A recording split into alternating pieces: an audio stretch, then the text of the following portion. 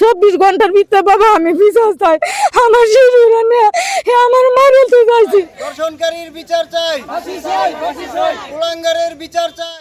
কিশোরগঞ্জের বাজিতপুরে 5 বছরের এক শিশুকে ধর্ষণের চেষ্টার অভিযোগে অভিযুক্তকে দ্রুত গ্রেফতার ও দৃষ্টান্তমূলক শাস্তির দাবিতে মানববন্ধন করেছেন স্থানীয়রা। গতকাল বুধবার বিকেলে উপজেলার হালিমপুর ইউনিয়নের হালিমপুর বাজার সংলগ্ন রেল লাইনের পাশে এ মানববন্ধন কর্মসূচি পালন করা হয়।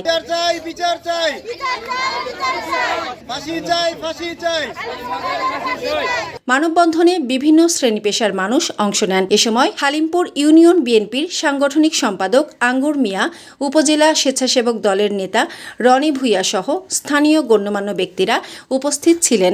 জানা যায়, গত 14 জুন সকালে উপজেলার শেখদি গ্রামের 5 বছর বয়সী এক কন্যা শিশুকে একই গ্রামের আলী আহমদ নামে এক ব্যক্তি একটি মুরগির খামারে নিয়ে ধর্ষণের চেষ্টা করে। পরে শিশুটির পরিবার নারী ও শিশু নির্যাতন দমন আইনে বাজিতপুর থানায় মামলা দায়ের করে। তবে ঘটনার পর থেকেই অভিযুক্ত পলাতক রয়েছে। এ ঘটনায় পুরো এলাকায় আতঙ্ক ও ক্ষোভ বিরাজ করছে।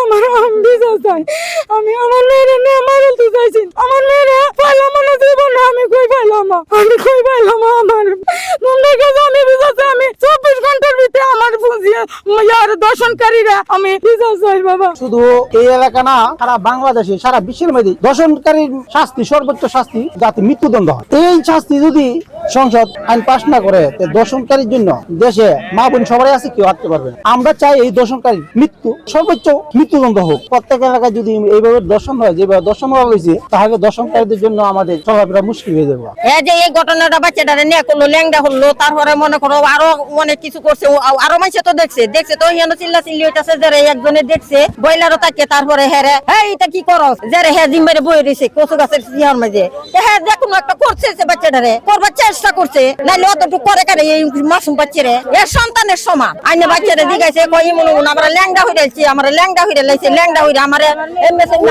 আতায়া মনে করো অনেক কিছু হচ্ছে। যে নেকটারজনক ঘটনা ঘটছে, এই নেকটারজনক ঘটনা যাতে এই এলাকাতে, এই সমাজে, এই দেশে আর না ঘটে, আলী আহমদের দৃষ্টান্তমূলক শাস্তি দাবি করি। আর আলী আহমদ সে একজন কুখ্যাত খারাপ, সে এলাকার মধ্যে অনেক অপকর্মে লিপ্ত, যা বলার কোনো শেষ নাই। এলাকাবাসী সবাই অনেক দাবি আলী আহমদের গ্রেপ্তার করে তার দৃষ্টান্তমূলক শাস্তি 24 ঘন্টার ভিতরে তাকে গ্রেপ্তার করতে হবে। মানববন্ধনে অংশগ্রহণকারীরা জানিয়েছেন, অভিযুক্তকে দ্রুত গ্রেফতার ও দৃষ্টান্তমূলক শাস্তির দাবিতে স্থানীয়দের এই আন্দোলন অব্যাহত থাকবে।